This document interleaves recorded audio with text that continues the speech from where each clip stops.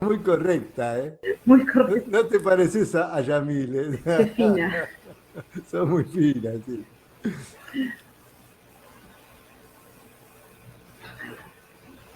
Cuando quieras está grabando, ¿eh? Perfecto. Bueno, hoy vamos a hablar en esta clase de modelos especiales. Yo les había comentado anteriormente en clases anteriores que íbamos a ver algunos órganos en particular y iban a necesitar modelos de dosimetría especiales, así que hoy vamos a ver eso. Vamos a ver dos modelos que están bastante bien detallados en la bibliografía. Vamos a tratar de también ver por qué necesitamos esos modelos especiales.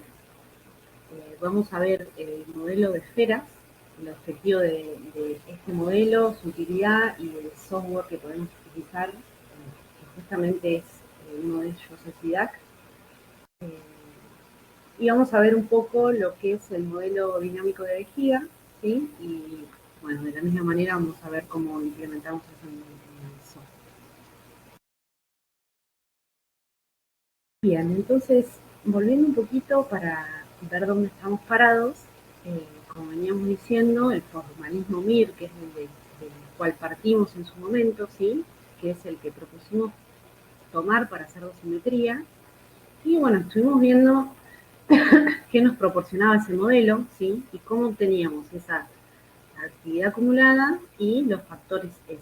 Habíamos visto que la actividad acumulada, como bien les puse acá, era en la región fuente, y lo podíamos obtener haciendo cuantificación de la actividad a través de imágenes seriadas del paciente, ¿sí? Obteniendo la curva TAC, construimos esa curva a partir de las medidas en las distintas imágenes y a partir de ahí obteníamos esa actividad acumulada que nosotros necesitábamos. Y por su parte, los factores S habíamos visto que los podíamos obtener de tablas. En algunas situaciones podíamos hacer simulaciones muy particulares, ¿sí? Con métodos Monte Carlo, para obtener nuestros propios factores. Hasta ahí todo bien, pero ¿qué pasa cuando todo esto no nos alcanza? O sea, las tablas. ¿Qué pasa si vamos a las tablas y no tenemos factores S para algunos órganos en particular? Y fíjense que acá impuse qué pasa si el radiofármaco se acumula en tumores pequeños o si el órgano no tiene una forma de tamaño estándar, porque recuerden que estábamos utilizando distintos tipos de fantomas también que nos permitían justamente modelar de acuerdo a lo complejo que nosotros elegíamos nuestro fantoma, modelar distintos órganos o todo el cuerpo.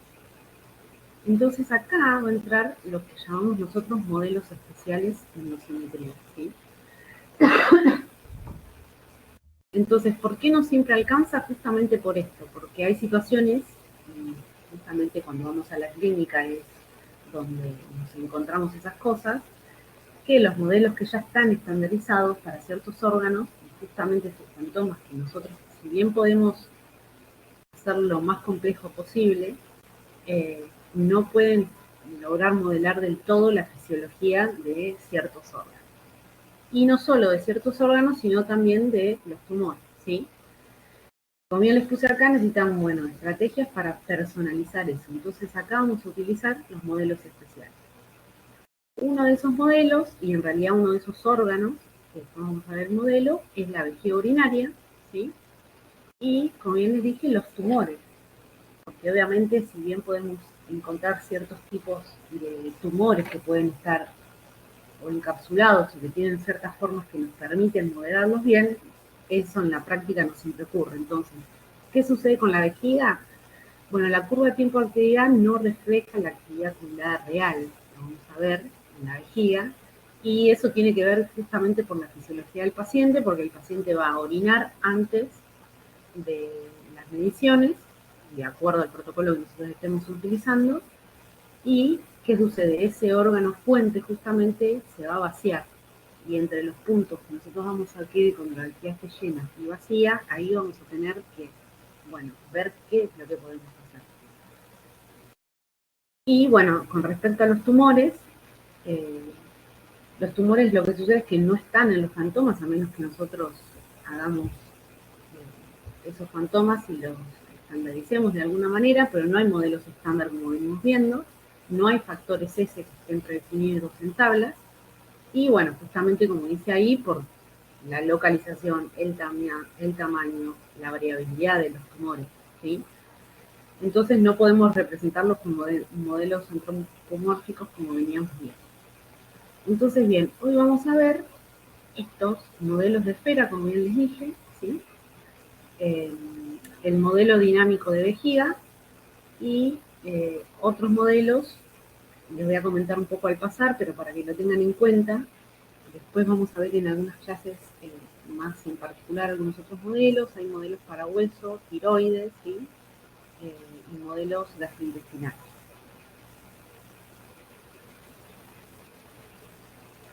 Bien, vamos a entrar un poquito al modelo de esferas. ¿Y por qué y cuándo se va a utilizar este modelo? ¿Sí? Recordemos la ecuación MIR, que siempre la vamos a tener en cuenta, y el enfoque de esta ecuación, pero bueno, como bien dijimos, esos factores F que están precalculados no nos sirven, y acá nos encontramos con limitaciones como todo modelo y como toda propuesta tiene, en este caso el formalismo MIR, es muy potente, pero tiene sus limitaciones. Entonces, las limitaciones que vamos a encontrar acá es que las podemos encontrar no solamente en el tipo de modelo que vamos a utilizar, o sea, cuando nosotros vayamos a implementar, puede suceder esto. Por un lado es que la actividad acumulada no puede medirse bien en ciertas estructuras y justamente la vejiga es uno por el vaciamiento intermitente. Y la otra situación es el factor S no está tabulado, como venimos diciendo, eh, como en el caso de tumores, pero también, por ejemplo, para glándulas lagrimales o glándulas muy pequeñas, eh, ¿sí? Como puede ser la hipófisis o estructuras muy pequeñas. Entonces, en esos casos vamos a utilizar, por ejemplo, para lo que son glándulas lagrimales o glándulas muy pequeñas, este modelo que vamos a ver, el modelo de esferas. ¿Qué nos va a permitir el modelo de esferas? Por un lado, esta situación la vamos a poder resolver tomando imágenes, obtener la actividad acumulada.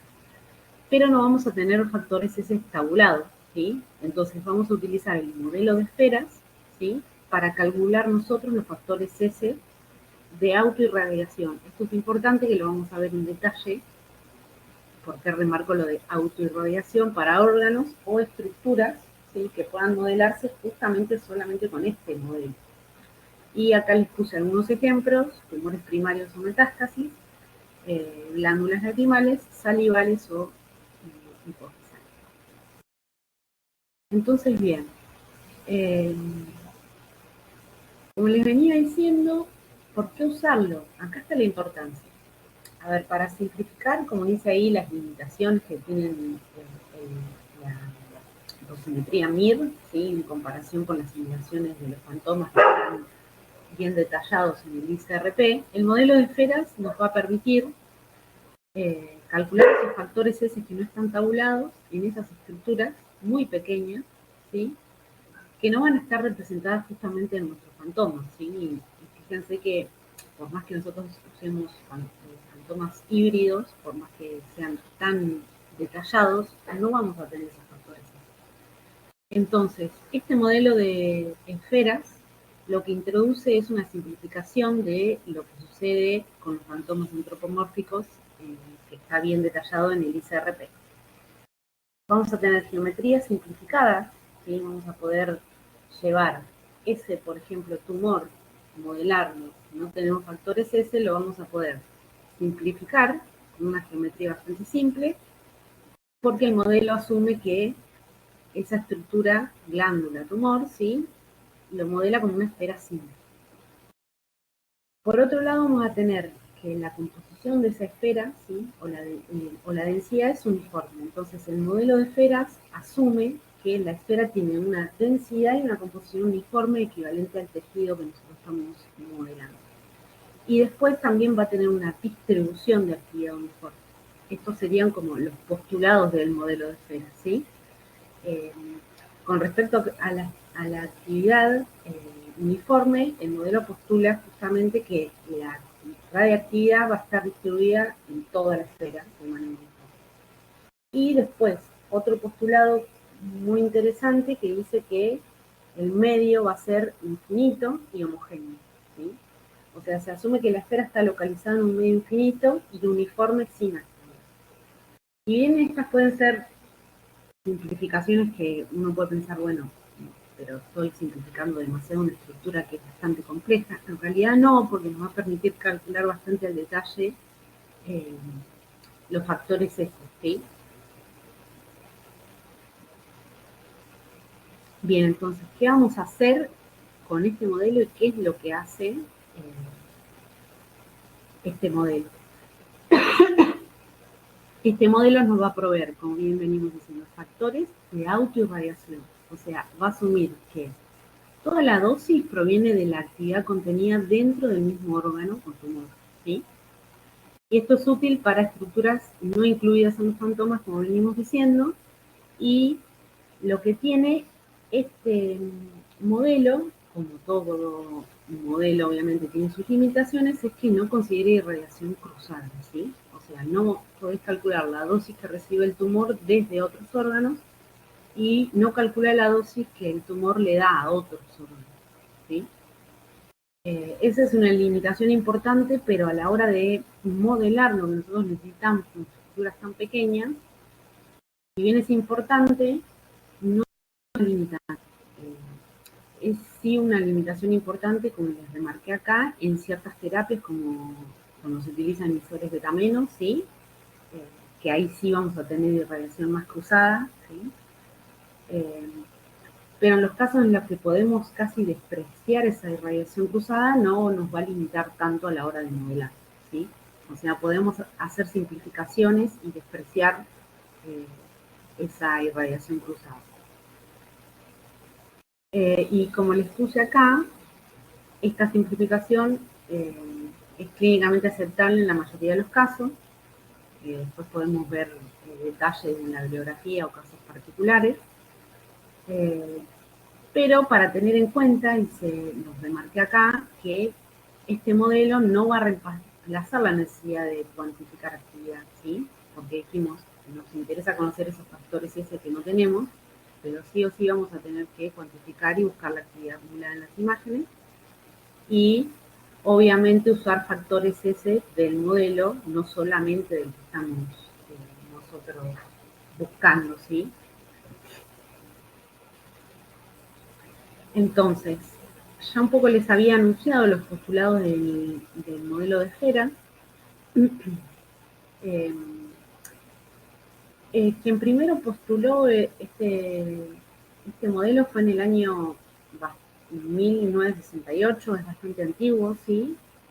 Y lo que se hizo fue una aproximación bastante simple del modelo a partir de querer modelar tumores y glándulas muy pequeñas. Y consistía, lo que se propusieron en ese momento, modelar una esfera de densidad unitaria. Esa esfera, sí, se suponía que tenía 1 gramo sobre mililitro, su composición era de un tejido equivalente y la actividad era uniformemente distribuida en toda la esfera, como les venía diciendo,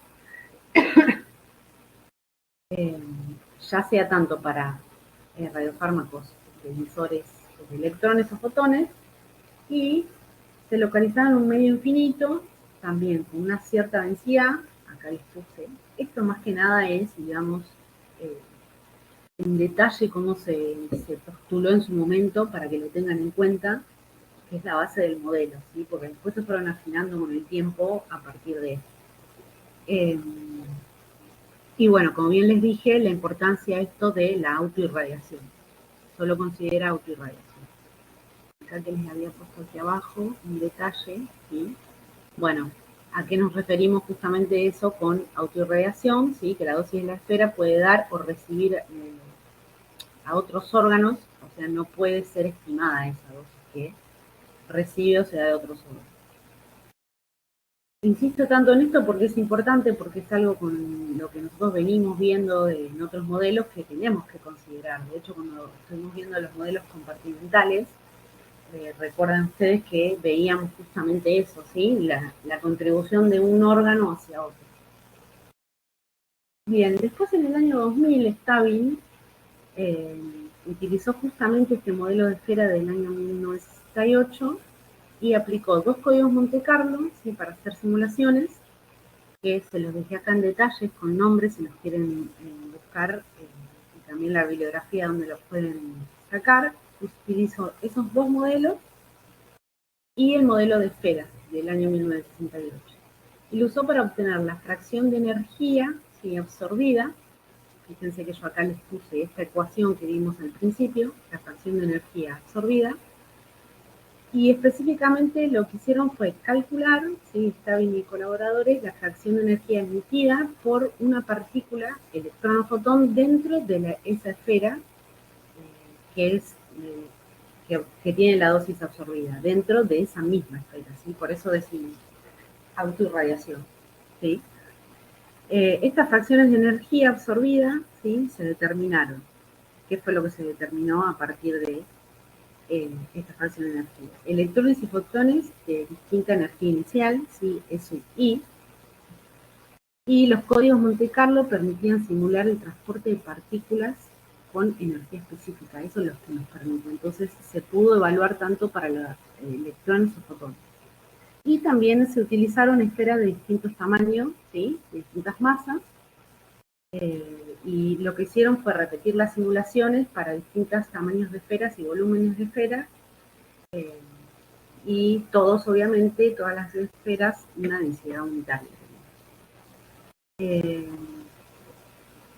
Acá les quería remarcar con esta ecuación, fíjense, para qué nos servía esta phi sub i. Recuerden que habíamos visto nosotros en la ecuación MIR en su momento, y cuando evaluamos todo lo que componía ese factor S, ¿sí? Que la ecuación MIR general lo englobaba todo, ¿sí? Recuerden que habíamos dicho que la suma de los I sub i por los E sub i, bueno, toda esta ecuación larga. Y lo importante de esto que hizo Stavin es que justamente esa fracción de energía absorbida reside en que son un componente esencial de justamente los factores S, y en este caso de autoirradiación para esas esferas que estamos modelando, y justamente es un componente importante dentro de los factores S de la ecuación, ¿sí? Bueno, acá les dejé en detalle los 2 modelos. Utilizaron el EGS4 Electron Gamma Shower, ¿sí? Que ese es un sistema de código diseñado para simular cascadas electromagnéticas, ¿sí? Particularmente utilizando transporte de electrones y fotones de baja energía, y el MCNP, que es el Monte Carlo N partículas, que es un código de transporte también de partículas.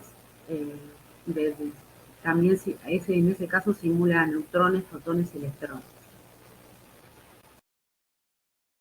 Bien, entonces yo les venía diciendo que a partir de las simulaciones con estos modelos de esferas, que nosotros lo podemos hacer, se generan tablas, ¿sí? Que es lo que nosotros veníamos diciendo. Bueno, ¿dónde vamos a buscar el factor S? A las tablas. Aplicando este modelo de esferas, nosotros podemos generar nuestras propias tablas, ¿sí? Entonces, acá un poquito lo que les muestro es un ejemplo de las tantas tablas que hay de factores S utilizando el modelo de esfera, más allá de que nosotros podamos construir las propias nuestras, ¿sí? Acá se ve para distintos radionucleídos y para distintos valores de masa, ¿sí? Y lo importante acá resaltar cómo cambian estos valores S respecto a la masa de esa esfera que nosotros estamos contemplando. O sea, a medida que va aumentando la masa de la esfera, ¿sí? El factor S va a disminuir, ¿sí? Y eso porque es, que se lo puse acá para que nos quede más claro, el factor S es proporcional a la energía absorbida por unidad de masa, ¿sí? Como habíamos visto en la ecuación del factor S anterior. O sea, si la masa crece, es simplemente lo podemos ver como lo que es la ecuación, ¿sí? El denominador va a aumentar, pero la energía absorbida no crece en proporción, ¿sí? Entonces la dosis absorbida por gramo va a bajar, ¿sí? Se los dejé acá un poco en palabras bien claras para que no se arme bollo y que se me entienda por ahí. Y bueno, acá algo importante que les remarco es que eso se va a reflejar en mucha más medida cuando utilizamos esferas de gran tamaño, ¿sí? Por la distribución de esas esferas. Bien, entonces, esa es una de las maneras, o sea, utilizar el factor S, ¿sí? El modelo de esferas y construir nuestras propias tablas. Pero algo importante, que esto también es algo que nos va a pasar y nos pasa, ¿qué sucede si vamos a una tabla de factor S que ya está tabulado, ¿sí? Porque, por ejemplo, si estamos queriendo modelar las glándulas lagrimales, ya hay tablas para eso y se pueden modelar si queremos nosotros. Pero tal vez vamos a las tablas a buscar y no vamos a encontrar justo el tamaño de esfera que modele nuestra glándula. Entonces, en este caso, lo que se puede hacer y es válido es una interpolación, ¿sí? O sea, los valores S de esas esferas están disponibles como un conjunto finito de masas. Entonces nos va a pasar inevitablemente que nos vamos a encontrar justamente el modelo de esfera que nos represente lo que estamos modelando. Entonces es válido hacer eso. Este gráfico que les presento es de un trabajo que les dejo ahí para que lo puedan explorar, ¿sí? De la Comisión de Medicina Nuclear Europea, donde utilizan justamente el modelo de esfera para modelar órganos particulares para un tratamiento muy específico que hacen, que usan yodo 131 de MIBG, ¿sí? Entonces lo que hacen ahí es, en ese trabajo en particular, es modelar tumores, en este caso.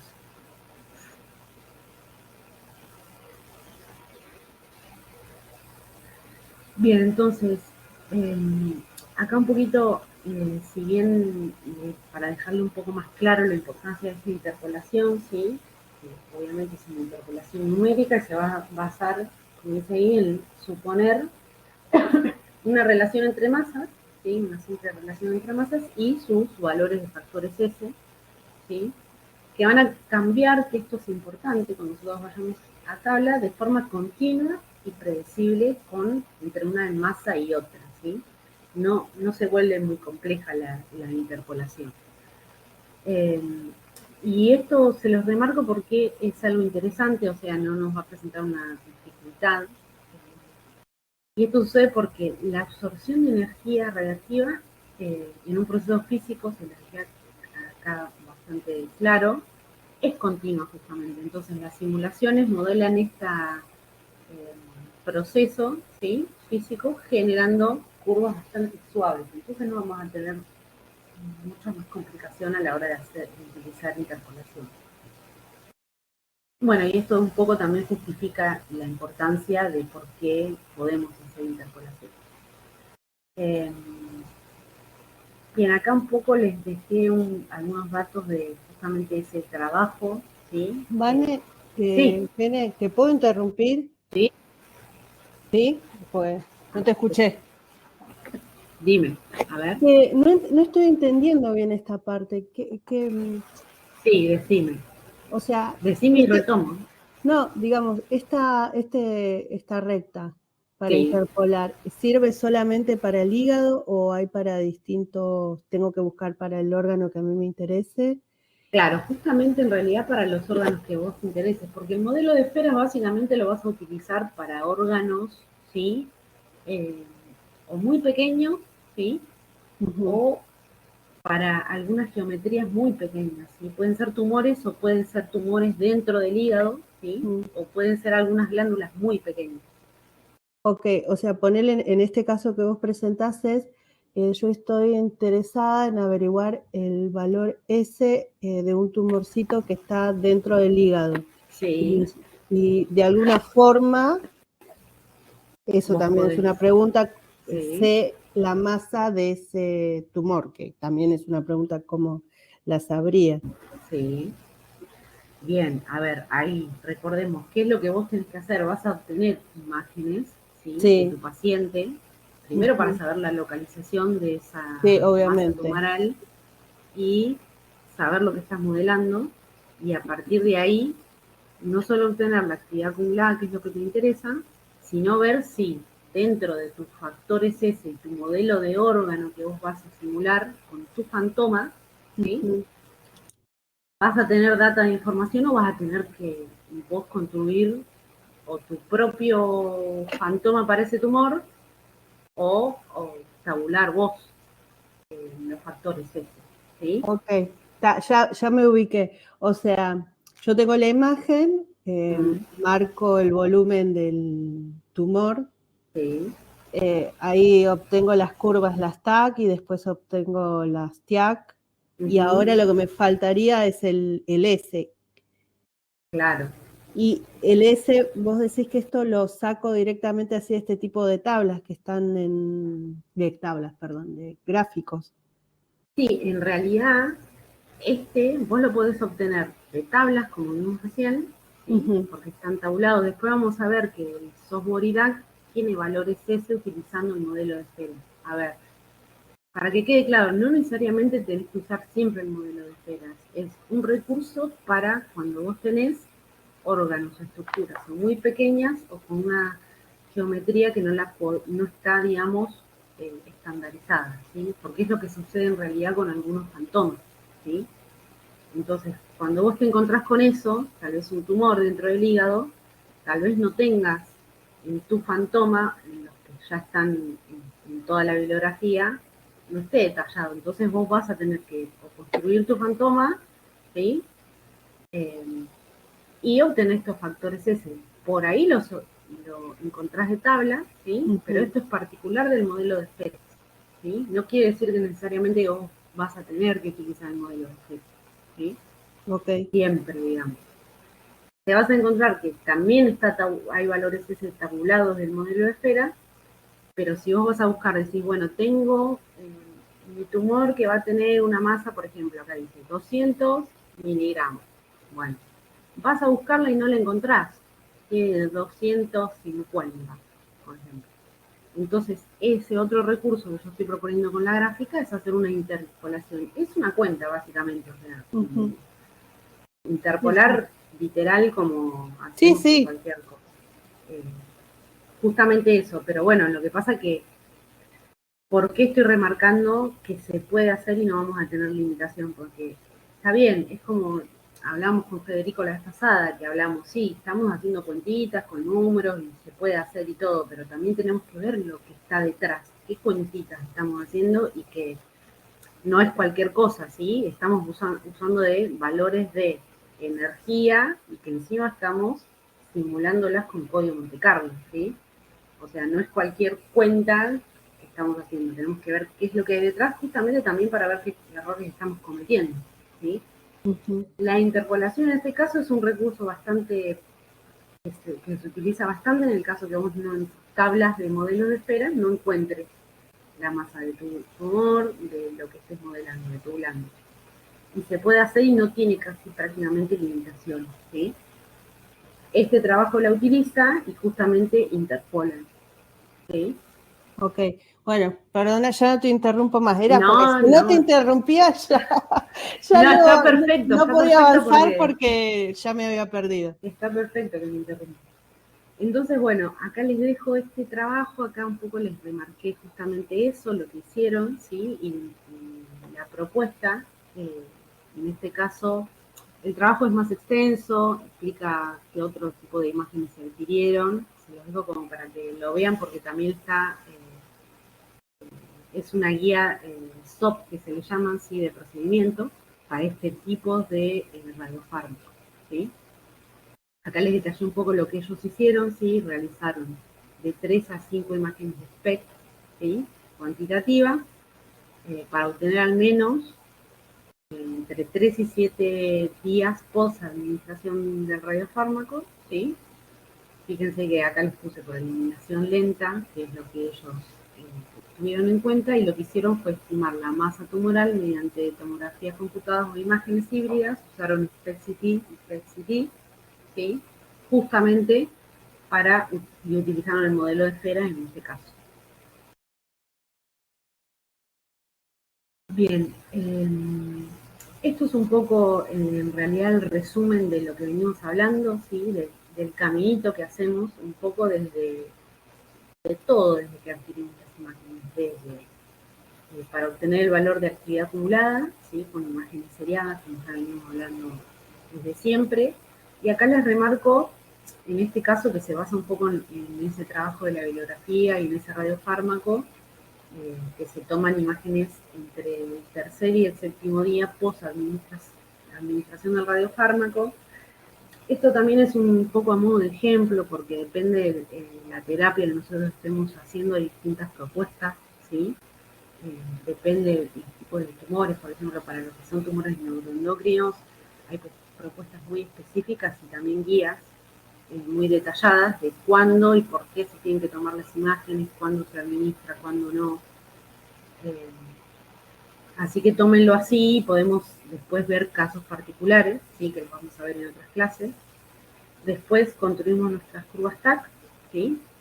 Y después vamos a ajustar para calcular la TIAC, ¿sí? Actividad acumulada bajo la curva. Vamos a estimar la masa tumoral, ¿sí? Y acá les puse las distintas propuestas, o sea, vamos a calcular el volumen, multiplicarlo eso por la masa, ¿sí? Y obtener una densidad, y obtener la masa que nosotros estamos queriendo buscar en nuestro tumor, teniendo en cuenta una densidad uniforme, ¿sí? Este sería un ejemplo del camino que venimos viendo desde la primera clase, ¿sí? Pero viendo en qué parte nosotros utilizamos el modelo de esfera, ¿sí? Y bueno, acá les vuelvo a remarcar la importancia de que el modelo de esfera solo calcula auto y radiación, ¿sí? Bien, este es otro ejemplo también que se utilizó un modelo de esfera, pero en glándulas salivales y lagrimales, ¿sí? Un poco acá en la propuesta tal vez es como reafirmar el por qué se utilizó en este trabajo. Es una serie del Comité de Medicina Nuclear Europea, ¿sí? Es una guía de procedimientos operativos de estándar para dosimetría interna. Acá les dejo la referencia. Y específicamente para tumores neuroendocrinos en este caso, y lo que se describen son desde los parámetros de adquisición de imágenes, que acá les puse un ejemplo de lo que se hace, ¿sí? De imágenes, y también pueden encontrar datos y cálculos de dosimetría para determinar justamente lo que al final queremos es la dosis absorbida administrada, ¿sí? En todo el cuerpo, en los tumores y en los órganos normales después de administrar la terapia. En este caso, la guía es para MIBG, ¿sí? Particularmente para tratamientos de neuroblastomas o tumores neuroendocrinos de adultos, ¿sí? Y bueno, acá les puse un poco ejemplos de datos. Estas son adquisiciones de imágenes de SPECT-CT que hicieron de resonancia magnética y hicieron híbridas SPECT-CT con MRI fusionadas para justamente cuantificar la lesión, ¿sí? Que pueden apreciar ahí. Bueno, no voy a entrar mucho en detalle en el trabajo en sí, lo que hicieron, para no irnos de tema, pero justamente la idea es para que vean la propuesta que quedó un poco plasmada en la slide anterior. En este caso lo que hicieron fue obtener de 3 a 5 imágenes PET, ¿sí? Para cuantificar la actividad en el tumor, y lo que obtuvieron en este caso fue un último punto temporal, ¿sí? Entre el tercer y el séptimo día, ¿sí? Post-administración. Fíjense que acá ya entra como un poco más en detalle, que lo vamos a ver más adelante. Ya se ponen más como finos, nos ponemos más fino en cuándo adquirimos las imágenes y todo tiene un porqué, ¿sí?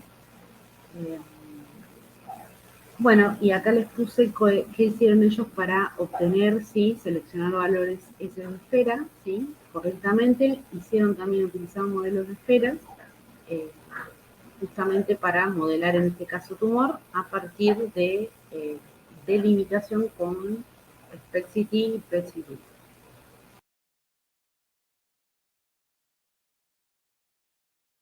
Esto, bueno, es otra propuesta más, ¿sí? Acá les dejo el trabajo, no vamos a entrar mucho en detalle, pero es para que yo quiero que vean que el camino que hacemos es justamente el mismo, o sea, que son imágenes de paciente con una cierta estructura particular, ¿sí? Depende del radiofármaco que nosotros estamos utilizando. Este ejemplo también utilizaron modelos de esferas, y en este caso utilizaron de 3 a 5 imágenes planares y de SPECT-CT, ¿sí? Fíjense, en el trabajo anterior proponían utilizar imágenes híbridas, ¿sí? De resonancia magnética y SPECT. En este caso utilizan planares y SPECT-CT, ¿sí? O sea, para que veamos que podemos utilizar también de acuerdo a lo que nosotros dispongamos en la clínica y amoldarlo, ¿sí? Si bien las guías son bastante detalladas en qué sí y en qué no, y la limitación de cada tipo de imagen, no estamos limitados, podemos obtener información, como bien les viene contando Luis, de las imágenes, ¿sí? Entonces, bueno, en este caso usaron Planar y SPECT y también hicieron selección, en este caso, de valores S de modelos de esferas que estaban tabulados. Bien, acá básicamente les dejé un poquito como resumido los dos trabajos, ¿sí? Sin mucho detalle. Y qué es lo que hacemos, ¿sí? Para saber el valor S en el modelo de esfera, ¿sí? Qué valor S elegir. Lo que vamos a necesitar es elegir la masa de nuestra esfera, ¿sí? ¿Cómo la vamos a obtener? A partir de imágenes, pueden ser TAC, SPECT, SPECT-CT, PET, resonancia magnética, ¿sí? O utilizando valores de referencia que ya están estandarizados, ¿sí? Vamos a ver que tenemos estas dos opciones, o sea, nuestro objetivo, si decimos, voy a usar el modelo de esferas, es ver, bueno, ¿está tabulado o no? Bueno, puedo adquirir imágenes. Si no es posible estimar la masa a partir de imágenes, ¿sí? Lo que podemos hacer, por ejemplo, es delimitar un ROI en la TAC, ¿sí? Que esto es algo que suele suceder en las glándulas lagrimales, porque son muy pequeñas. Y bueno, tenemos algunas limitaciones, por ejemplo, con la resonancia magnética y de alta resolución para hacer una cierta cuantificación ahí, pero bueno, son detalles por ahí que nos podemos encontrar si vamos a, no tenemos nuestros valores tabulados y vamos a encontrarlo a partir de imágenes, ¿sí? En esos casos en que nosotros no podamos delimitar un ROI o tengamos dificultades, ¿sí? Para poder medir bien y decir, bueno, cuál es la masa de mi esfera, ahí también se pueden hacer ciertas consideraciones y esto también está tabulado y estandarizado, entonces se puede tomar, por ejemplo, para las glándulas lagrimales, que es algo que sucede para obtener su masa a través de las imágenes, se supone un tamaño de 1,4 gramos, ¿sí? O para las glándulas salivales también hay valores que nosotros podemos tomar de tanto mujeres para hombres como para hombres. Y lo mismo sucede con la hipófisis, ¿sí? A ver, tal vez para que quede claro, si nosotros lo podemos cuantificar o tenemos el valor ese para esa glándula que estamos modelando, genial. Si no, también tenemos otro recurso, ¿sí? Que es válido y está bastante sustentado en la bibliografía. O sea, lo que vamos a estar haciendo, como les puse acá, es recurrir a masas fijas. Bien, entonces, esta slide por ahí es como para resumir, porque bueno, les vengo vendiendo un montón los valores S de esferas, si son buenos o no, y en realidad sí, y justamente es lo que dijimos al principio de la clase, son para glándulas salivales y hipófisis, y justamente están incluidos en fantomas antropomórficos, ¿sí? Estos valores S, y justamente por eso existen ya valores S estándar, ¿sí? De autoirradiación calculados con simulaciones Monte Carlo. Fíjense que vimos el modelo de 1968, que fue el primero, y el después, el modelo de Stabin, ¿sí? Que usó dos software de simulación, Y bueno, gracias a ello, sí, hay valores tabulados. Y justamente en algunos fantomas antropomórficos están incluidos, por eso podemos obtener algunos de cada. Esta tabla por ahí un poco lo que resume son valores S ya tabulados, ¿sí? Estándar, en distintos software, ¿sí? Fíjense que está el Olinda, el IDAC2 y Open2, ¿sí? Valores S y valores de la densidad unitaria del esfera, ¿sí? Para glándulas salivales y glándula pituitaria y lagrimal. Un poco para que vean la diferencia entre uno y otro, ¿sí? Y bueno, los valores de masa están basados en el ICRP89. Esta tabla, no, esta tabla después se las puedo pasar, creo que es del libro, Doc. Se va a reír. Esta es del libro que escribimos. Todavía no está. Cara dura. Bien. Y ahora les voy a hablar un poquito les venía contando que, bueno, utilizamos software justamente, que obviamente este no es el único, para simular los valores que nosotros queremos obtener, ¿sí? Entonces, IDAC2 tiene una parte en su página, cuando podamos entrar en esta semana, una sección donde podemos ir al modelo de esferas, ¿sí?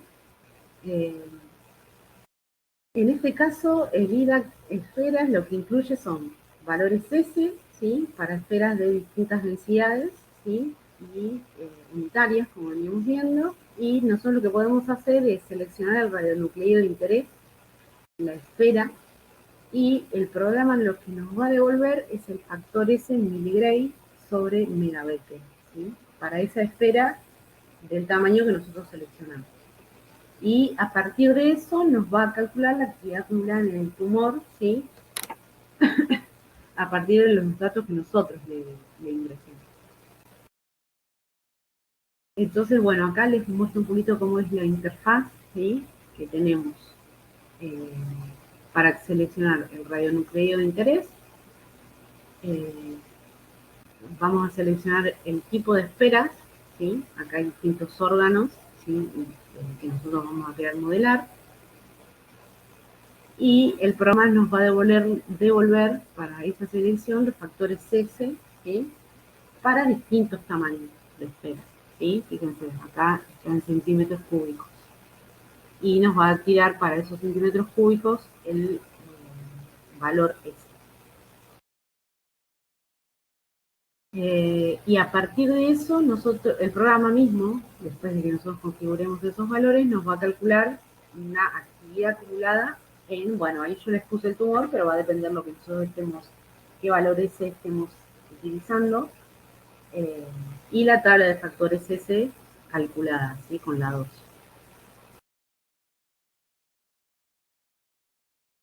Bien, fíjense que acá les muestro un poquito más en detalle. Esto particularmente es de un trabajo, ¿sí?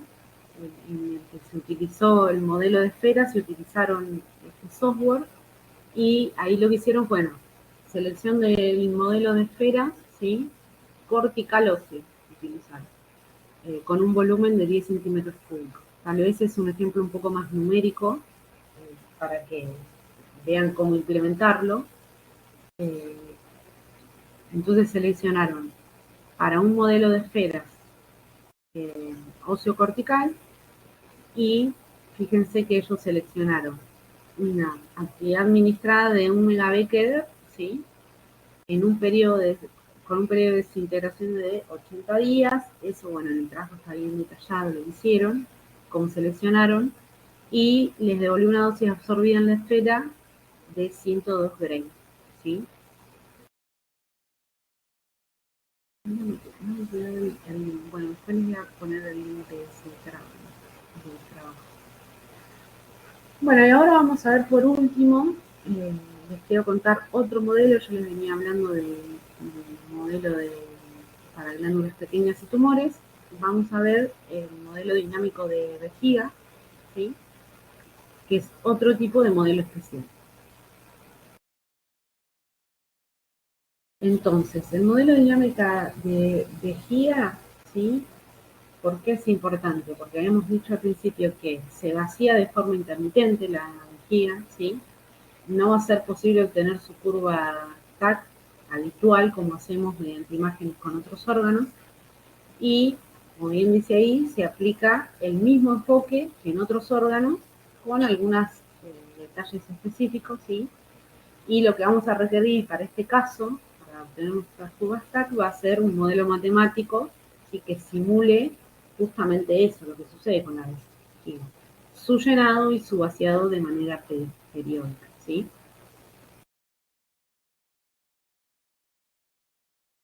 Entonces,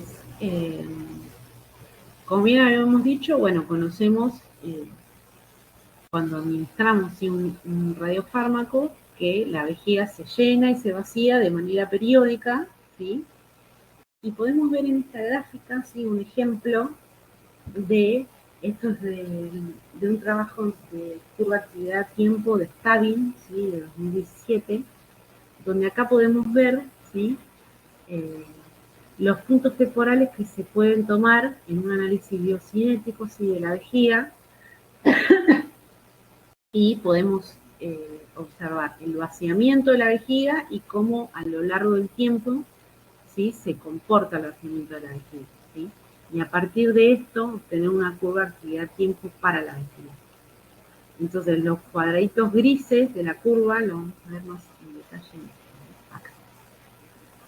Fíjense que yo acá les remarqué para que veamos un poco más en detalle lo que sucede con el modelo cinético de vejiga, que yo les dije, bueno, vamos a obtener nuestra curva tiempo-actividad, ¿sí? ADT de la vejiga. Vamos a tener que una depuración de una sustancia dentro del cuerpo, por eso la vejiga se va a vaciar, ¿sí? En general, ese vaciamiento va a estar gobernado de alguna manera por una expresión matemática de modelo exponencial, ¿sí? De primer orden. Por eso yo les puse acá, este es la curva ADT, matemáticamente hablando, ¿sí? Y va a tener justamente una expresión exponencial. ¿Por qué? Porque la actividad del radiofármaco va a desaparecer de esa manera dentro del cuerpo, ¿sí? Sí se considera que la eliminación del radiofármaco del cuerpo se produce a través de la orina, ¿sí? Y la misma actividad del radiofármaco que desaparece del cuerpo va a ir apareciendo en orina y se va a ir acumulando, ¿sí? En la vejiga. Entonces la curva de retención para la vejiga va a tener justamente esa expresión, ¿sí? Que nos muestro acá. Y lo que podemos ver, ¿sí? Las particularidades de esta curva de T que se interrumpe de manera periódica, ¿sí? Esto lo podemos ver en la curva azul, ¿sí? Azul, gris. Me volví daltónica por un momento. Se interrumpe periódicamente, ¿sí? Porque la vejiga se va vaciando, ¿sí? Y la actividad cae aproximadamente a cero, ¿sí? Entonces, como bien les había dicho, este comportamiento del vaciado de la vejiga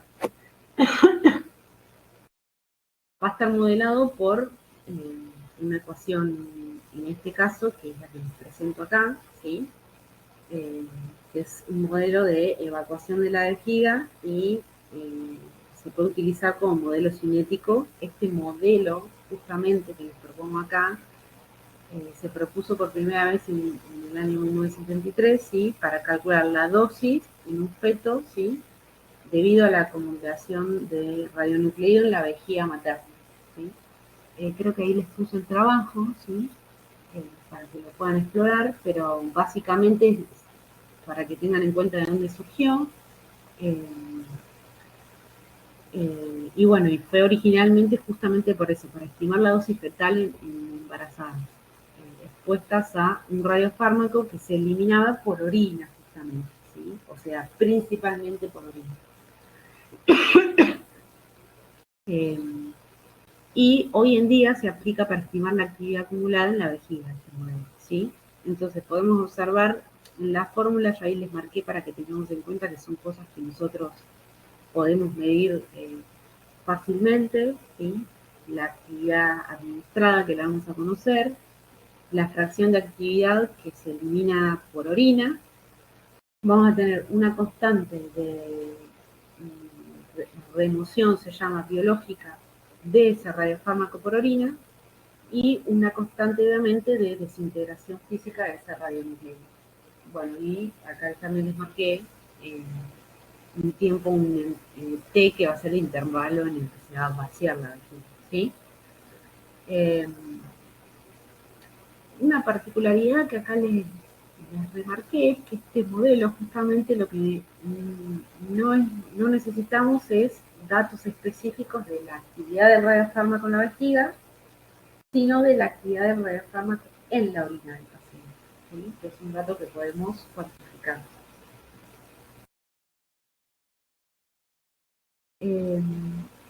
Y bueno, les quería comentar un poquito algo respecto a este factor, lambda sub I, que es la constante de remoción biológica, ¿sí?, del radiofármaco en la orina.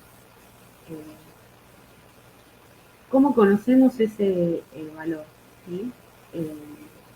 En este caso, este lambda sub I es una constante biológica y la podemos obtener, fíjense, a partir de imágenes de retención en el cuerpo entero, ¿sí? Y lo que vamos a hacer es medir la actividad en el cuerpo entero y ajustar una curva TAC, ¿sí?, con la expresión adecuada para el modelo de este, ¿sí? ¿Por qué digo este? Porque tenemos que conocer. Volvamos a la otra ecuación. Vamos a tener una constante desintegración física, ¿sí? Pero tenemos que conocer cómo se va depurando ese radiofármaco desde lo biológico. Recuerden los modelos que nosotros veíamos al principio, que contemplamos, tanto lo biológico como lo físico, y este lambda nuestro efectivo tenía las dos componentes. Entonces, en el caso de la vejiga, este lambda sub I lo podemos obtener a partir de hacer una imagen del cuerpo entero, ¿sí?, y medir y ajustar a partir de una curva TAC para obtener esa actividad en la vejiga. Y a partir de medidas de actividad acumulada, sino en la orina, ¿sí? Y a partir de esos valores vamos a hacer una curva TAC. Fíjense que la expresión es prácticamente la misma, ¿sí? Acá el trabajo que les dejo es el mismo del que venimos hablando, que ahí lo detalla.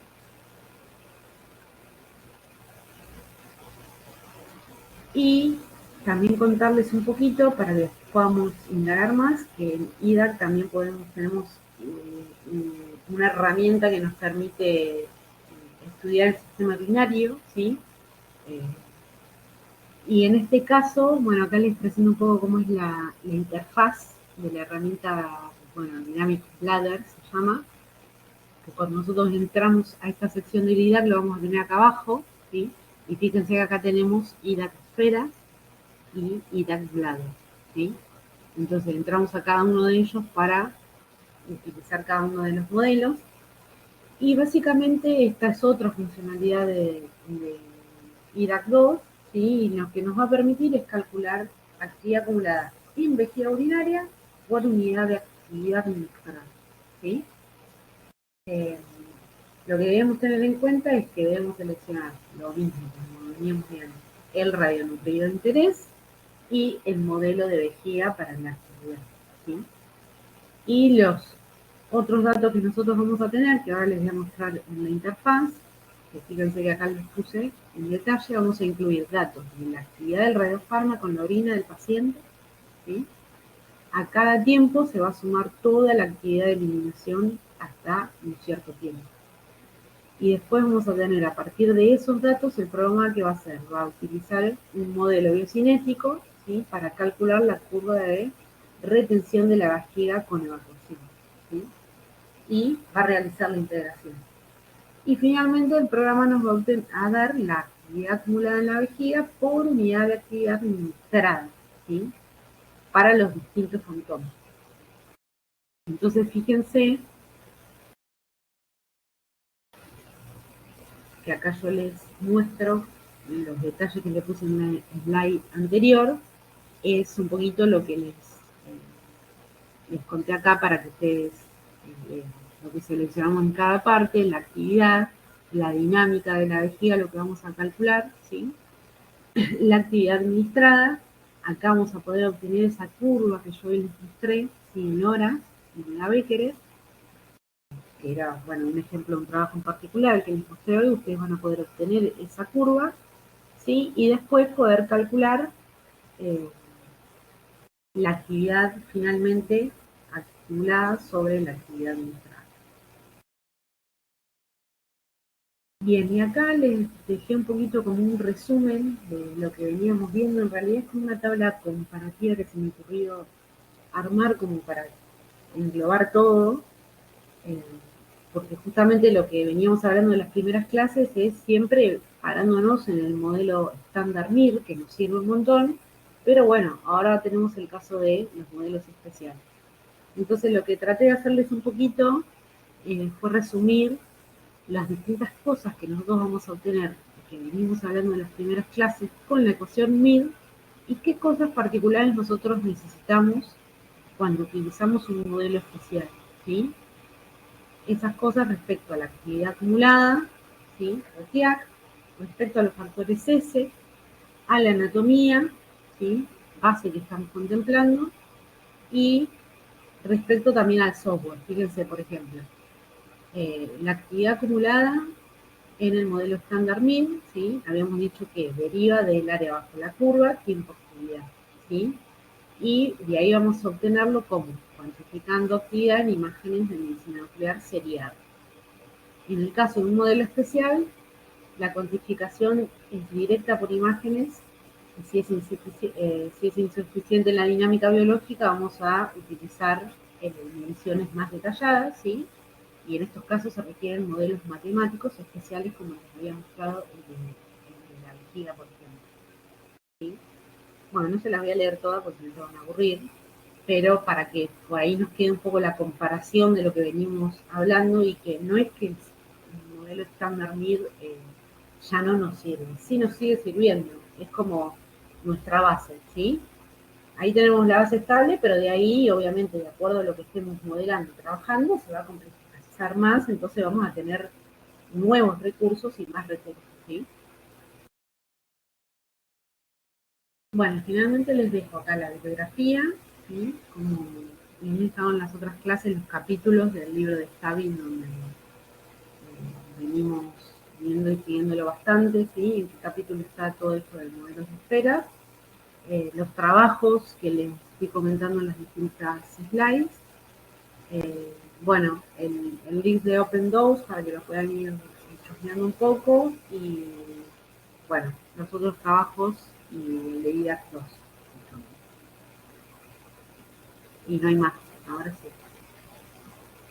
Y se fueron todos, mirá cómo manejar. Si no queda nadie, Bene. Nadie quedó. Vamos a tomar algo entre nosotros. Nadie. A mí me gustó, a mí me gustó. A mí me gustó la clase. No, No, muy bien, acá muy bien. estamos, muy bueno. No, Federico me pidió, mandame un WhatsApp así me despierto. Me tiro un ratito porque no me siento bien. Avisa. Perdón, aprovecho para hacer una pregunta. Con Sí. estos modelos especiales, en el caso de los tumores, donde vos comentabas, bueno, cada cuánto es conveniente, para ese caso en particular, obtener imágenes, puede pasar el caso donde vos tengas en un mismo paciente combinar las dos cosas, quiero decir, usar un modelo estándar basado en MIR o fantomas clásicos, y sumado a que a lo mejor necesitas también calcular la actividad dentro de un tumor o una región pequeña. Digo, ahí podés tener quizá algún tema con la elección de los tiempos, ¿no? Porque tengo que ocuparme de tener una buena imagen del tumor para sacar la actividad del tumor, y a lo mejor actividades de otros órganos también que se puedan utilizar. ¿Puede pasar eso? Sí, no? tal cual. Sí, tal cual, tal cual. Por si no fuera suficiente que Venecia me roba diapositivas y temas y me deja sin poder decir nada, vos, Federico, con tus aportes me robás la única idea más o menos piola que tenía, que era intentar inventar un ejemplo clínico real donde se da exactamente eso. No, hablando en serio. Sí, Fede, tenés razón. Sí, Tal cual. hay momentos en que Y justamente por eso es que uno tiene que tener para poder meterse en dosimetría, tener una idea de todos los abordajes, porque se pueden sumar en un mismo paciente, claro, depende de las cosas que necesiten. Y vos sabés que además creo que una de las cosas que limita es justamente creer que hay solo un modelo. Había es decir, no solo que hay un modelo, por ejemplo, ¿se acuerdan que la otra vez en algún momento comentamos que al hacer radioterapia metabólica rompes con la cosa digamos, el paradigma de la radioterapia externa, que habla de, bueno, damos cuanto más energía podamos depositar sin dañar órganos, está todo bien, ¿no? Y en realidad, nosotros cuando hacemos dosimetría no tenemos ese concepto. Es decir, lo que intentamos es dar una actividad tal que concentre en un órgano, un tumor, una lesión, lo que queramos destruir, una dosis de energía que sea capaz de producir ese efecto. Y por supuesto no queremos provocar daño, pero no nos importa dar lo máximo que se podría sin destruir, por ejemplo, la médula, qué sé yo. Al contrario, o sea, no. Y cuando uno no la encara así, es que se arman verdaderos despioles entre el mundo de la medicina nuclear y el mundo de la física médica. No hace mucho tiempo, hace 3, 4 años, alguien del palo de la física médica presentó para un paciente que era complejo esa idea. Y probablemente su cálculo dosimétrico había estado muy bien. Pero claro, era tan excesiva la dosis que proponía del radiofármaco, que probablemente no dañaba otros tejidos, que para los nucleares, que estaban acostumbrados a actividades fijas mucho más bajas, se horrorizaban y decían, no puede ser, eso es lo que hacen los físicos médicos, quieren freírnos a los pacientes. Y en realidad, de alguna manera, ambos tenían enfoques distintos. Era un paciente complejo porque tenía muchas metástasis. Y bueno, tenía mucho más sentido calcular con el modelo de esferas la dosis que había la actividad, perdón, que había que dar para que en esas esferas o pequeños tumores se depositara tal cosa y no pensar la máxima actividad del radiofármaco que lo que podías administrar sin darle daño a la médula. ¿Se entiende? O sea que sí, claro que hay que abordarlo de muchos lugares. Está muy buena la idea. ¿Sí? No, me imagino que debe ser un tema, sobre todo, eso, el contraste de los cálculos, que vos confiás, estás seguro en tu modelo, versus la opinión clínica, los del médico. Me acuerdo hace muchísimos años, te digo, no sé, más de 15 años, me acuerdo que había un físico que estaba empezando a hacer dosimetría así personalizada para tiroides, para cáncer de tiroides, obteniendo imágenes. Y me acuerdo una vez en una charla en la Sociedad Argentina de Biología y Medicina Nuclear, y claro, él llevaba casos donde se prescribía una dosis, pero que no tenía nada que ver con esto de darle a todos lo mismo. No me acuerdo que era la dosis estándar. Y para ese paciente él le daba que perfectamente podía ser, no sé, ponerle que era el doble, pero bueno, pero él venía con las curvas de captación. Y me acuerdo que se puso bueno ahí, porque alguien le decía, pero ¿cómo le vas a dar eso? Me acuerdo muy bien de eso, me acuerdo muy bien, sí. Es que en realidad la dosis, es decir, está bueno el ejemplo que era, ¿no? Sí. Pero era groserísimamente más alta y probablemente fuera cierta. O sea, probablemente vos a ese paciente le podías llegar a dar, en el caso de yodo, 700 milicurí y todavía no estaba en peligro su médula. Pero a ese paciente también le bastaba con darle 250. Quizás no estaba bien darle 100 de actividad fija, porque un buen cálculo mostraba que a esos pacientes convenía darle 220, qué sé yo. Y creo que es como que son mundos que todavía no compatibilizan bien, pero sí. Es un lindo ejemplo ese que decís del revuelo que armaron. Sí, que imagino que hoy por hoy debe ser algo muy, dentro de todo, muy estándar. Todavía no estaba lo del UTS y todo lo que vino después, pero digo, me llamó la atención. Claro. ¿Cómo vas a dar percibir tanta actividad, no? Es una locura.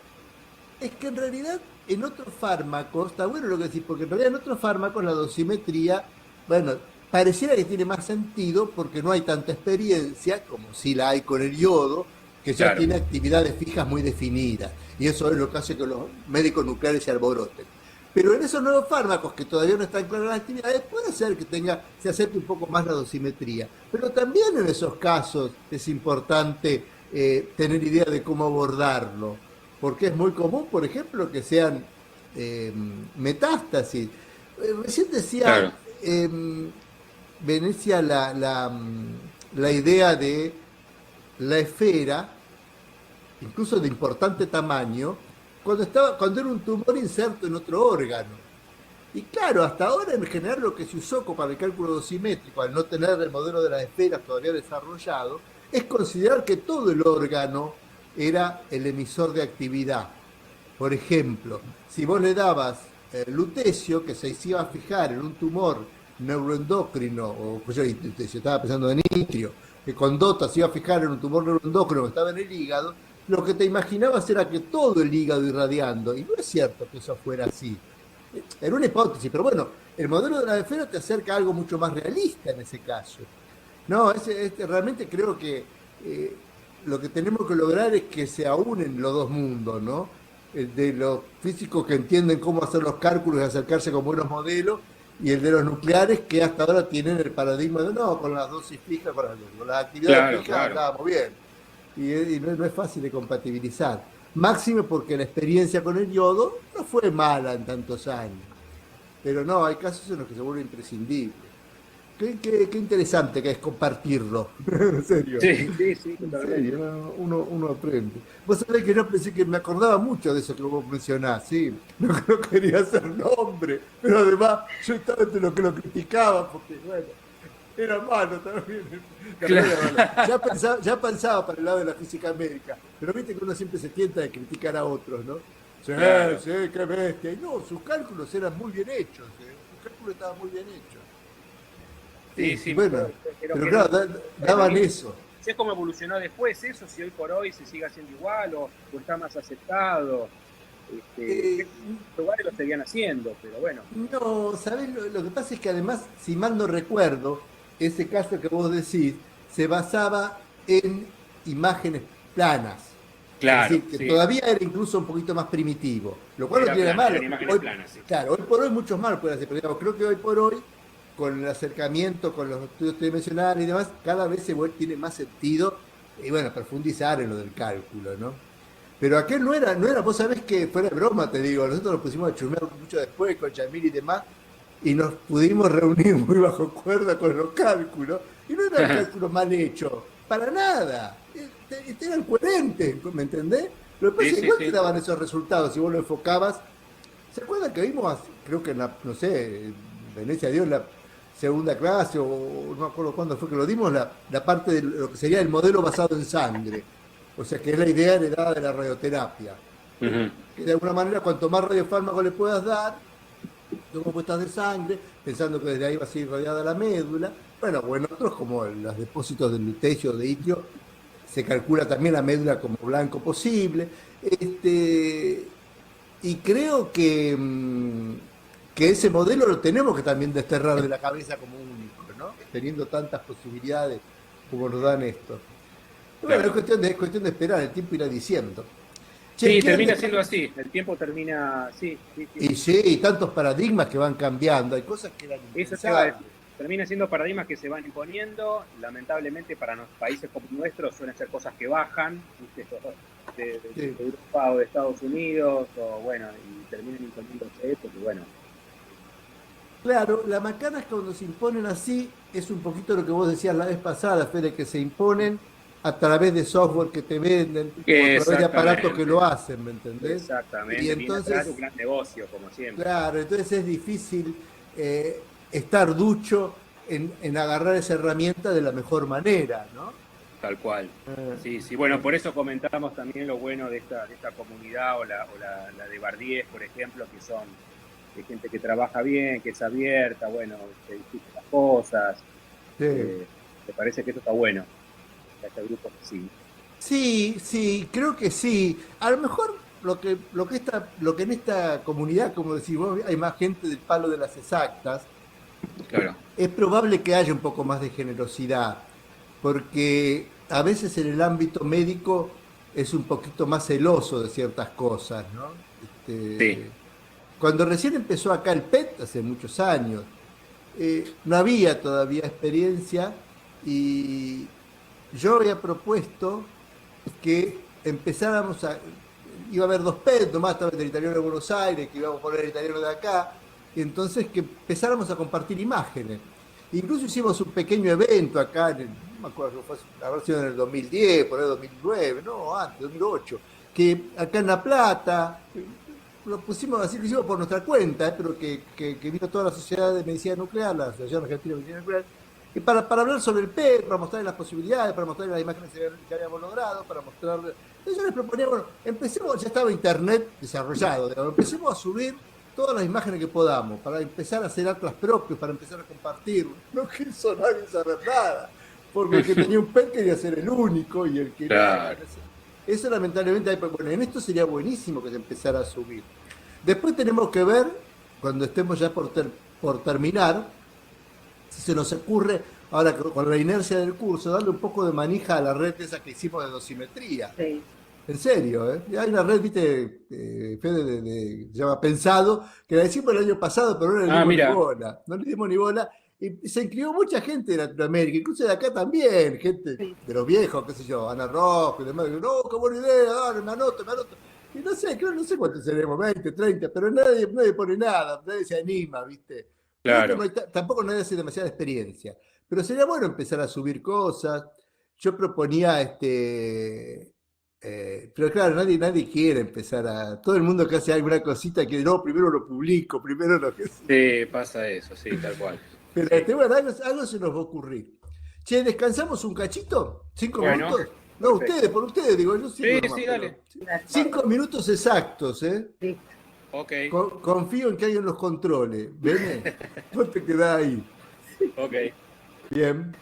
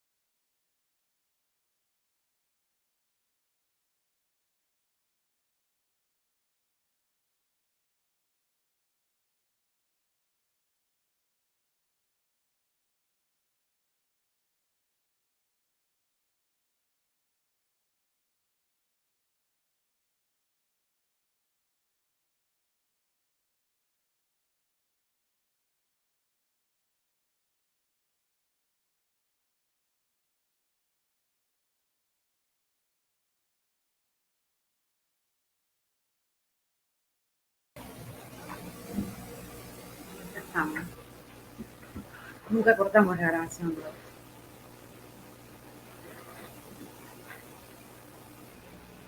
Muy bien.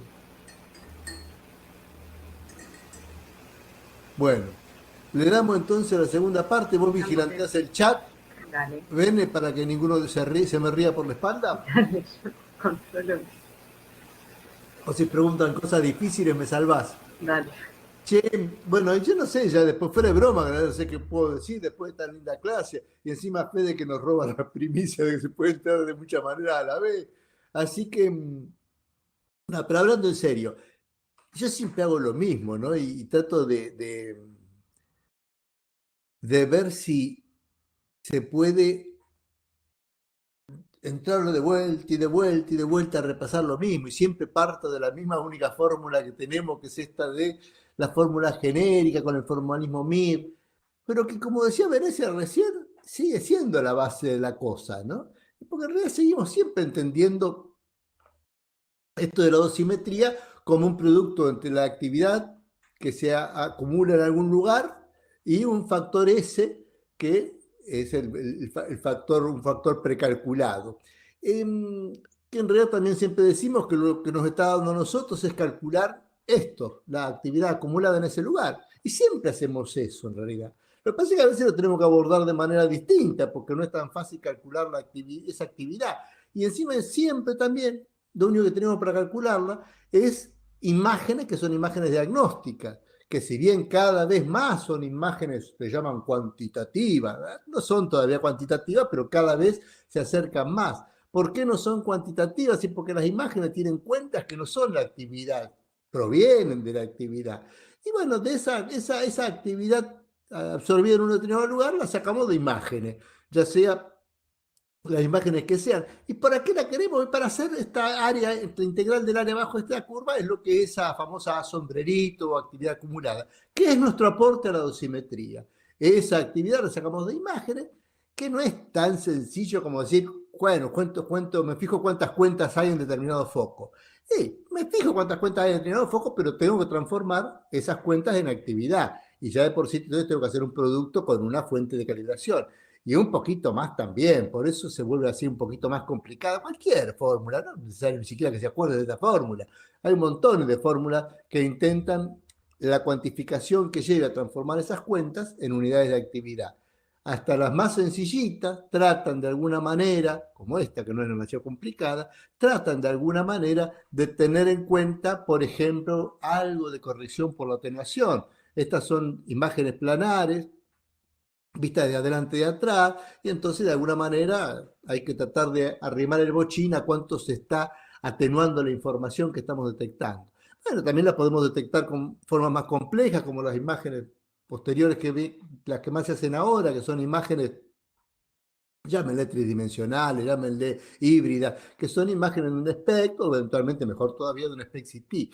En esas imágenes también intentamos medir cuentas de las imágenes, pero las imágenes ya no son imágenes representativas planas, sino representativas de un volumen. Entonces la formulita para hacer que esas cuentas en el volumen se transformen en actividad se complejiza un poco más. Y ya no es que tengamos que considerar la atenuación, sino que tenemos que corregir la atenuación. Y en lo que son imágenes que son de un volumen, tenemos también que corregir el efecto del volumen parcial, de que ya hemos hablado. Y ya que está, también muchas veces tenemos que pensar en corregir algo del tiempo muerto. La fórmula se complejiza más, pero siempre termina siendo lo mismo. De una u otra manera, llegamos a tener el dato de esta actividad en un determinado, que se acumuló en un determinado lugar. Para eso tenemos que hacer, no una imagen, tenemos que hacer imágenes seriadas en varios tiempos, en general. A veces podemos hacer unas poquitas o una y conjeturar el resto.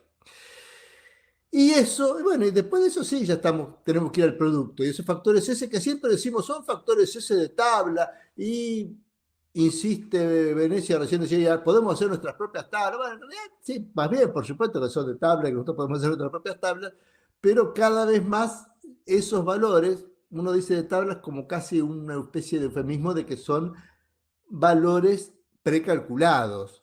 O sea, valores, porque hasta ahora, todo esto que hemos hecho hasta ahora, todo esto que seguimos haciendo hasta hoy y que va a empezar a cambiar después del examen, es que hasta ahora siempre nos hemos basado en modelos de los que provienen estas tablas, modelos que pueden ser los viejos analíticos, los voxelizados, los híbridos, que en última instancia, recuerden, los híbridos como tales vuelven a ser voxelizados para poder calcular cualquier cosa, entrar en una simulación o tener un factor S. O sea que en última instancia siempre estamos trabajando con analíticos o voxelizados o híbridos que se voxelizaron. Y también, acá no lo puse porque esto me dio fiaca porque venía en una diapositiva vieja, en realidad también pueden provenir de esferas, como decíamos recién explicaba Ben, o sea, los factores S provienen de muchos lugares, pero siempre de modelos de algo. Y siempre vamos a terminar en este producto que propuso el formalismo Mir. Ahora, nosotros aboquémonos un momentito nomás a esto que está acá, que es al asunto de la cuantificación. De cuantificación a partir de imágenes que no están pensadas para tal fin. En realidad, cuando decimos que estamos obteniendo esta actividad absorbida o esta actividad que se acumuló en un determinado órgano, tumor o foco o lo que sea, de las imágenes, es cierto, pero un poquito hasta ahí, porque en realidad lo que hacemos nosotros con la actividad que medimos en cada uno de los tiempos de estas imágenes planares o en cada uno de los tiempos de estas imágenes de un SPEC es solamente lograr un punto de actividad para nuestra curva de actividad tiempo. O sea, solo con todo este lío, solo hacemos un puntito. Tendremos que pasar a otro tiempo, adquirir nuevamente imágenes o planares o un SPEC y volver a tener otro puntito, hasta que podamos completar todos los puntos, podamos completar toda una curva y la integral debajo de esta curva es lo que realmente va a ser esta verdadera actividad acumulada. Esta a sombreritos es la integral del área bajo la curva y eso es lo que incorporamos acá. O sea que bueno, una vez que sabemos eso y ya de alguna manera logramos, y fíjense que de alguna manera este lío de si apelamos a un modelo u otro es de alguna forma cómo vamos a armar esta actividad acumulada, cómo la vamos a calcular, en qué modelo nos vamos a basar, no solo después qué factores S vamos a usar, cómo vamos a encarar esta idea de poder trazar una curva para calcular nuestra actividad acumulada. Pero lo cierto es que una vez que tenemos la actividad acumulada, ya ahí sí ya podemos pasar a hacer el producto sacado de la tabla. De la tabla. Listo, tenemos el producto, ya tenemos la dosimetría. Bueno, de alguna manera sí. ¿Y cómo lo hacemos? Y con cualquier software de los que ya hemos hablado. Le hablábamos IDA, que nos gusta, pero si cuando se puede entrar está muy bueno, pero no es el único, no, también está el OpenDOS, que si bien promete todavía no tiene tantas herramientas como el IDA. Le da muy bien los factores S, pero el resto lo tenés que hacer vos. El IDA, como ya mostró Bernard recién, tiene una versatilidad y una cantidad de herramientas que permite mucho más.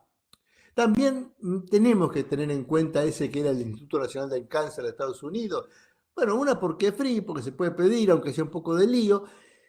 Fundamentalmente porque es el único que tiene realmente fantomas que provienen de los híbridos. Los otros todavía son los clásicos voxelizados. El hecho de ser híbridos les permite un poquito más de versatilidad en cuanto a los factores que calcula por los tamaños que está manejando. Pero lo real es que nosotros por ahora nos vamos a confirmar con nuestro IDAC. Entonces, a ese IDAC vamos con nuestra actividad acumulada. Bueno, tampoco es tan así, porque en realidad, ya desde hace tiempo, como hablaban hoy Venecia y Guadalupe, la actividad acumulada no se considera como tal, sino que se considera a partir del del cociente con la actividad administrada, y que nos da esto que ahora se llama TIAC, que yo le sigo llamando de puro viejo tiempo de residencia, que no es un tiempo, pero que sí está en unidades de tiempo, porque este cociente termina quedando en segundos como unidad. Con estos tres datos, o mejor dicho, lo que es un cociente, con dos de estos datos tenemos que tener siempre. En realidad estos dos los tenemos siempre. Si tenemos este, ya entramos derecho viejo, si no, tenemos que entrar con estos dos. Pero lo cierto es que esta triada la tenemos que manejar para poder entrar, en realidad, hoy por hoy, a cualquier software. En los viejos software, eso que hablábamos la otra vez, las viejas herramientas, no calculaban todavía de esta manera el TIAC. Entonces, en realidad, vos entraba solamente esto. Lo que pasa es que para poder después hacer que tu cálculo dosimétrico fuera comparable con los de otros lugares o los de otros centros, tenías que hacer de alguna manera, buscar una forma y dividirlo por el cociente, era lo más coherente. Lo real es que hoy se entra de esta manera. Entramos de esta manera y listo. Bueno, sí, de alguna forma ya sí, ya tenemos todo listo y tenemos nuestro cálculo hecho. Yo les voy a dar ahora un ejemplo, bien rápido, dada la hora y dado que ya me adelantaron todo, con lo del método de las esferas, pero no solo del método de las esferas.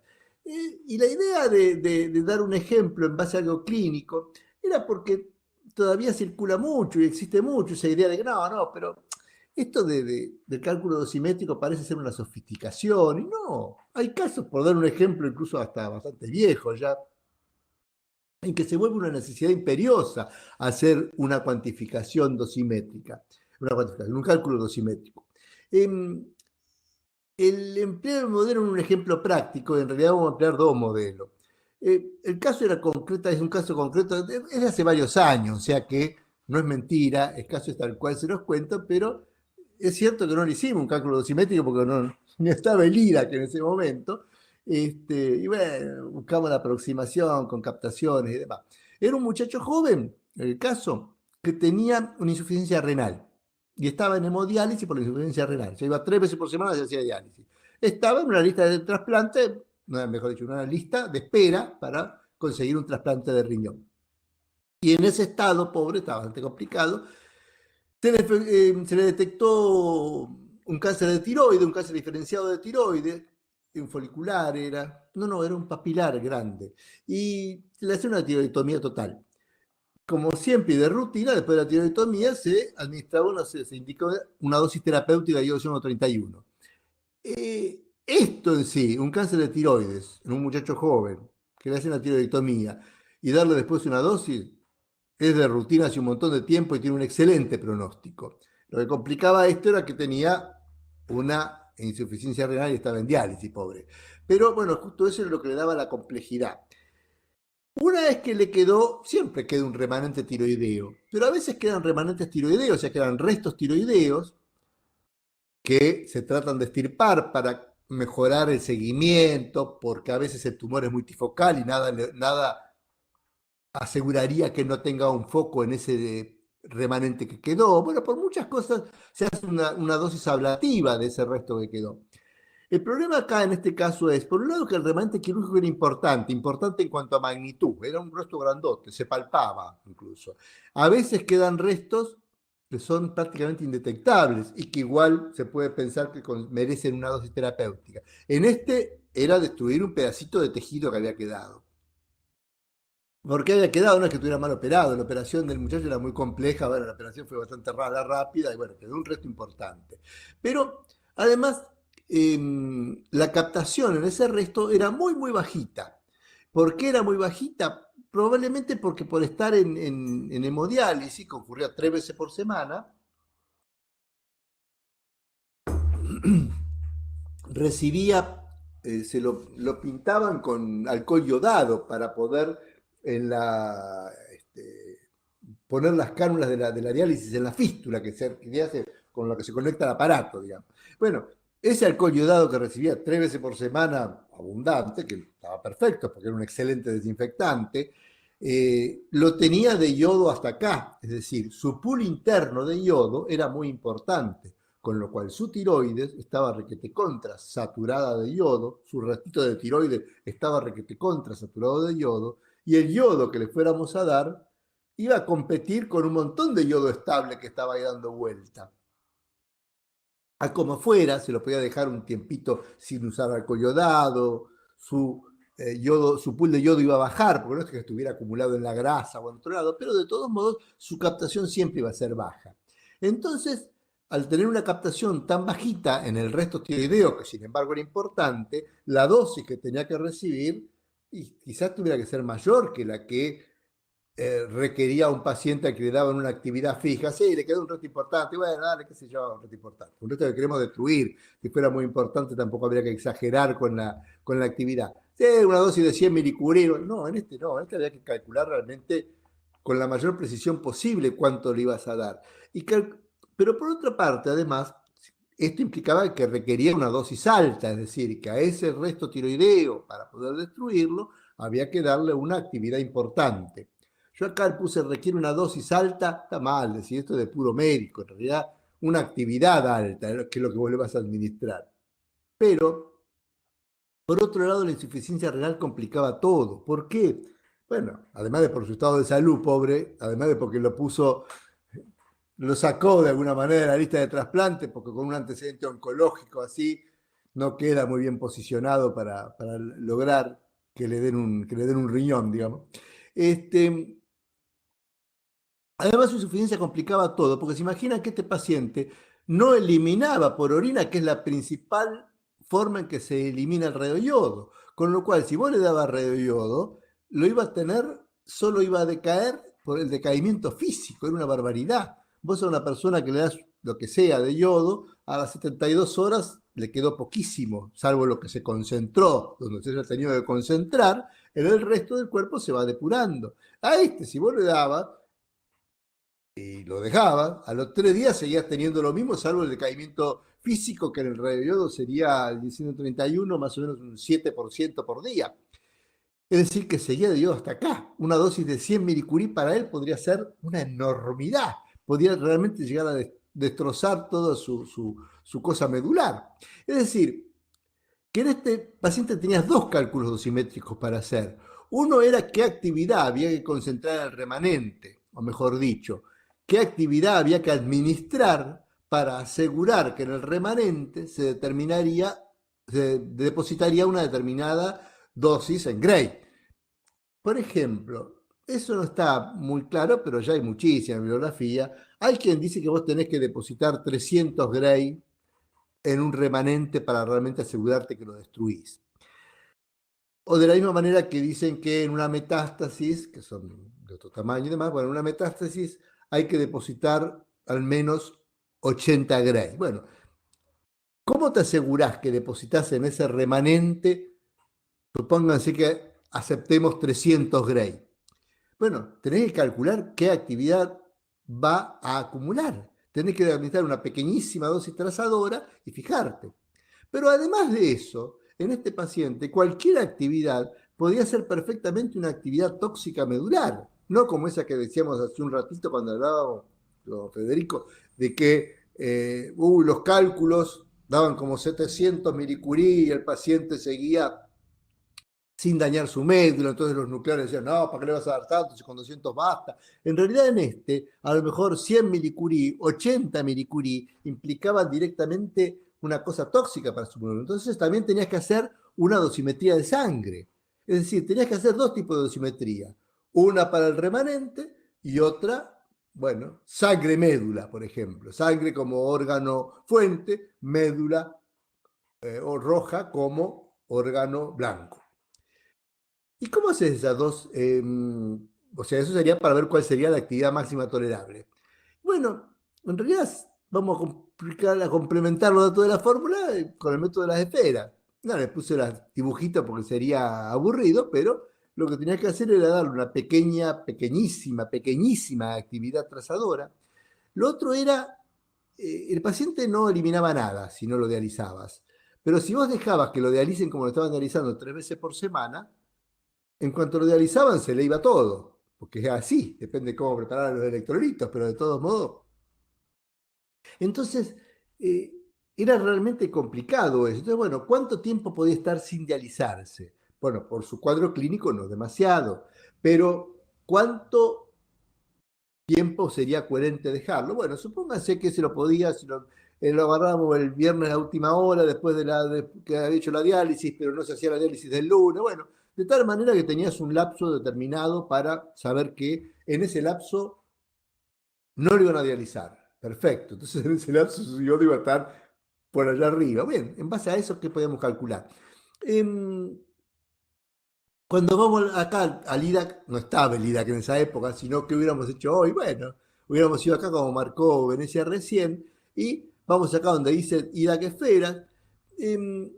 Estos diapos, estas Bene me las robó, esto no me cabe ninguna duda. Pero bueno, en esta simplemente hay que entrar con el isótopo. Se los comento porque de las pocas cosas que Venecia nos dijo, la forma de entrar por el isótopo es rara, porque en realidad les pide el número atómico, que obviamente en los isótopos es lo mismo que en el nucleído estable. En el caso del yodo, el número atómico sería 53. Y lo que tiene es los isótopos los tiene por grupos. Entonces, por ejemplo, si uno hace clic ahí donde dice número atómico, le abre y tiene que elegir entre 40 y 60 y pico, creo que el rango, uno de los rangos. Bueno, obviamente en ese rango de 44 a 63 debe estar el 53. ¿Cuánto cliqueo eso? Ahí me habilita acá, me da todos los isótopos que están desde el 44 hasta el 63, y obviamente yo elijo el yodo. Y recién ahí puedo elegir la variante del radioisótopo que quiero, porque está el 123, 131, 139, bueno, hay un montón. Yo elijo dentro del yodo 131. Bueno, una vez que elegí esos tres, recién ahí puedo ir a lo otro que es la densidad. Pero lo que les quiero remarcar acá, aprovechando, porque se imagina que la densidad, voy a ir a buscar y busco la densidad de la tiroides. Pero entonces es la tiroides, eso es una... Sí, pero la característica rara que tiene esto es que no voy a poder usar, no podría usar los factores S de la tiroides así como así, porque es tejido tiroideo, pero ya no es más el órgano tiroides. No puedo decir que es una tiroides muy chiquitita, en realidad es mucho más comparable y mucho más usable, por eso el modelo de las esferas, a una esfera de tal volumen, que va a tener la densidad del tejido tiroideo. Elijo eso, y acá sí después tengo que elegir el volumen. El volumen no es difícil de calcular, en ese caso, si bien fue hace unos cuantos años, ya había unas buenas ecografías, y uno podía más o menos calcular un volumen adecuado. En esto creo que era, ahí por defecto dice 15, creo que le pusimos 7.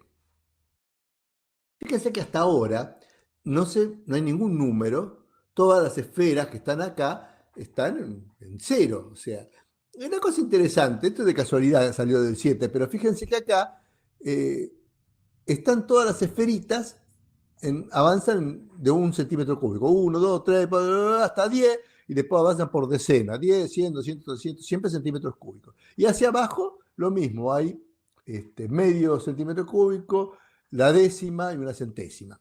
Bueno, esas son todas las esferitas que están precalibradas y para las cuales ya están configurados los valores, S en función de esa esfera, de la densidad que marcamos. Ahora, nosotros justo le pusimos de casualidad un numerito 7 que no está de acá del 6 pasa al 8. Pero bueno, probablemente en el mismo caso lo que está haciendo el programa es hacer la interpolación que mostraba Venecia recién. Con los factores que ya tiene, me da el factor de ese volumen que yo le pedí, que por más que fuera un número redondo, no está justo entre los preconfigurados que tiene ya como ya largados acá. Y seguimos, recién cuando ponemos acá, que ponemos, que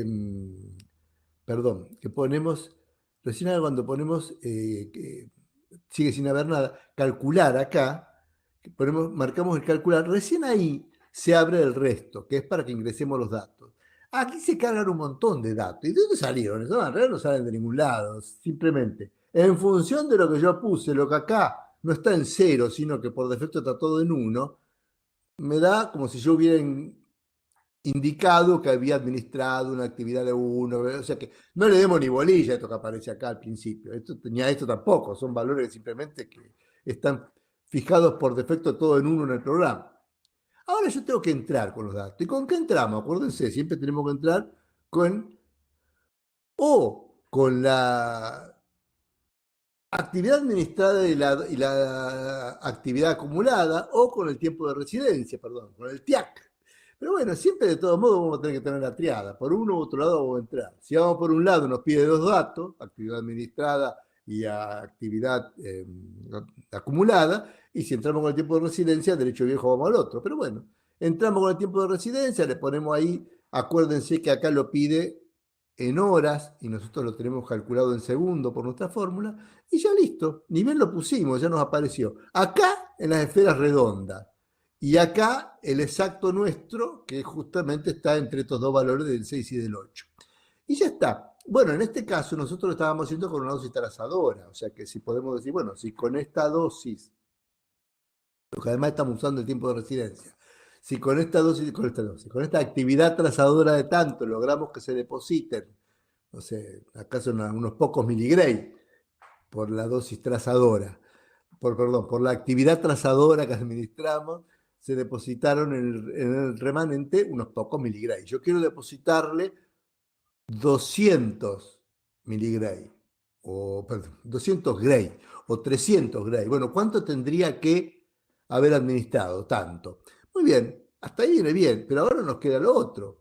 Ya hicimos eso, pero ahora nos queda, una vez que hicimos todos esos cálculos, nos queda saber, ya sabemos qué actividad tenemos que administrarle para concentrar tal actividad y por ende tal dosis, depositarla en el remanente. Pero ¿cuál es la actividad máxima tolerable? Bueno, en el IDA sería tan simple como ir de vuelta a la pantalla principal de IDA.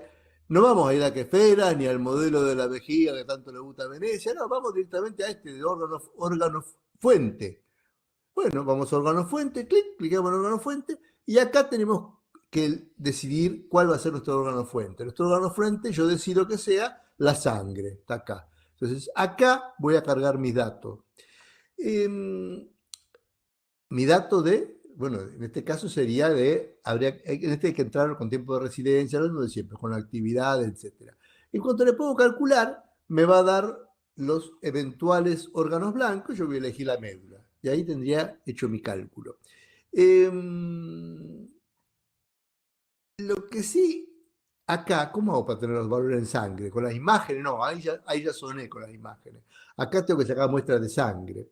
Pero con todo lo reacio que son en general los lugares a sacar muestras de sangre, fundamentalmente porque no todos tienen la tecnología para medirla, en este sería muy sencillo, pero pobre tipo, la curva que le hago, no, porque en realidad, si yo a este paciente le tomara solo un dato inicial de sangre, lo que, está bien, es una aproximación, porque estoy eliminando otras fuentes de depuración, pero realmente créanme que este paciente no tenía un sudor ni una salivación que fueran a bajarle demasiado la dosis de la actividad de yodo que le administrara, con lo cual con tener la actividad inicial, en realidad puedo perfectamente conjeturar que su decaimiento, mientras no lo dialice, va a ser exponencial. Y exponencial, va a ser, sí, bueno, sí, pero va a decaer al ritmo de su decaimiento físico. Y que en cuanto lo dialice, se fue para abajo. Con lo cual, en realidad, no sería difícil en este paciente conjeturar una actividad acumulada dada por esta curva. Y bueno, pero estoy aproximando demasiadas cosas, es cierto, pero desde el punto de vista clínico, o sea, entre no tener ningún dato y tener esto sería valiosísimo. Yo con esto podría saber, imagínense la complejidad de esto, con este podría saber que a lo mejor con 40 milicurí que le administren, si lo dejo sin dializar una vez, o sea que pasa como 4 días sin dializarse, la actividad que recibe es enorme y está ahí al límite de la médula. Y habría que ver si con esa actividad a cuánto llego a depositar en el remanente. Bueno, obviamente eso no se hizo, yo lo calculé en aquella época simplemente con una pequeñísima, ¿no? Le di 30 micro y hice una captación y con eso traté de sacar alguna cuenta, pero bueno, eran aproximaciones que uno hacía.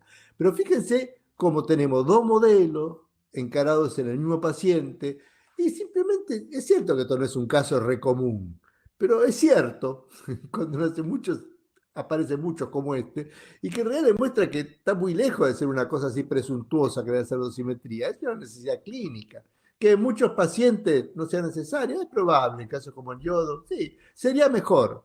Les digo, después de haber usado yodo durante más de 40 años, en general los pacientes bien preparados andaban muy bien, pero no era nada raro que el paciente con una actividad fija de 100 milicurí o 150 milicurí, bien calculado en función de su estadio, bien preparado el paciente y demás, y a veces llegaba a los 6 meses y todavía tenía un pequeño restito y había que repetir una dosis. Y quizás en lugar de 100 le hubiera dado 180, que no cambiaba gran cosa, hubiera bastado. Y quizás darle 180 sin pensarlo no tenía sentido porque ese paciente con 80 también hubiera andado bien.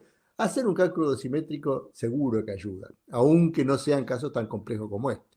Bueno, ahora sí, creo que se continuará, que eso es lo que más estaban esperando. Y vamos a, ni Venecia quedó, vamos a cortar todo. Estamos. Bueno, voy a cortar esto para que no quede largo.